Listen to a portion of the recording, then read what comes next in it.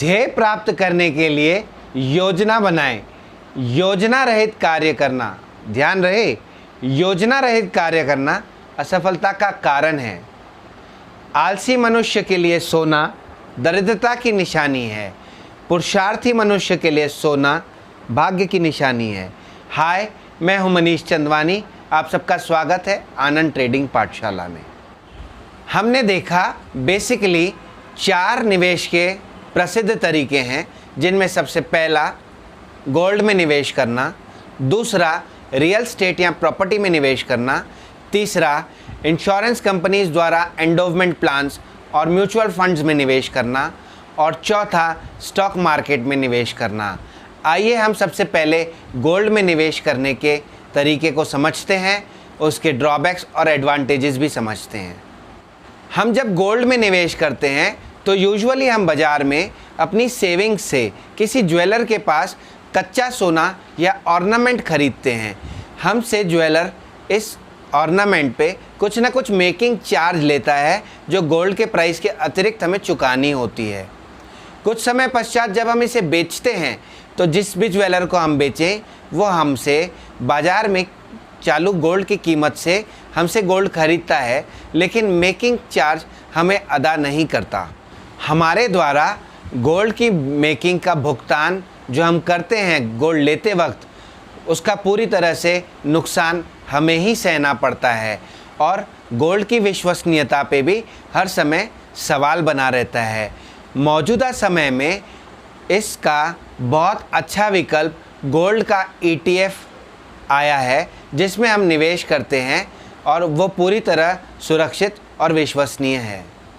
एक और advantage ETF का ओवर ऑर्नामेंट्स पे ये भी है कि ETF में लिक्विडिटी का क्रंच नहीं होता है, वेरेस ऑर्नामेंट्स जब आप किसी ज्वेलर को बेचते हैं तो ज़रूरी नहीं है कि उसके यहाँ डिमांड हो, और जब उनके यहाँ डिमांड नहीं होती है तो वो गोल्ड की कीमत हमें थोड़ी कम अदा करते हैं।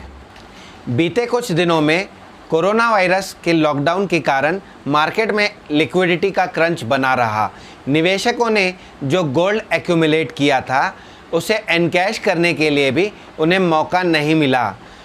वेरएज़ जिन लोगों ने गोल्ड के ETF में निवेश किया था, उनके सिंगल बटन क्लिक मोबाइल के सिंगल टैप पे ही एक्सचेंज द्वारा उनके गोल्ड ETF होल्डिंग्स पूरे बिक गए और उन्हें तुरंत उसका भुगतान अपने सेविंग अकाउंट में प्राप्त हुआ।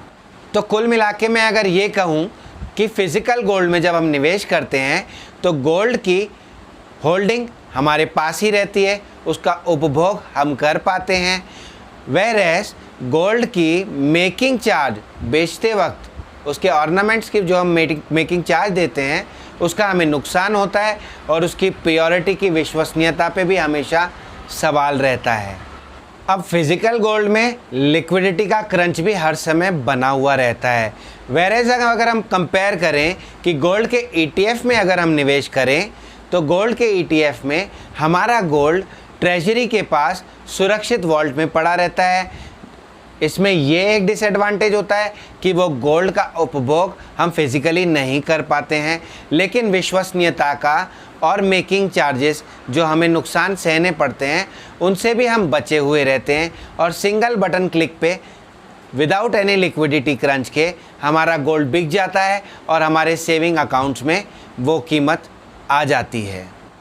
हमारे अगले वीडियो में हम प्रॉपर्टी या रियल स्टेट में निवेश, उनके फ़ायदे और नुकसान को समझेंगे।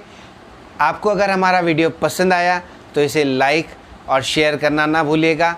आपके कुछ सुझाव हो तो नीचे कमेंट बॉक्स में लिख सकते हैं।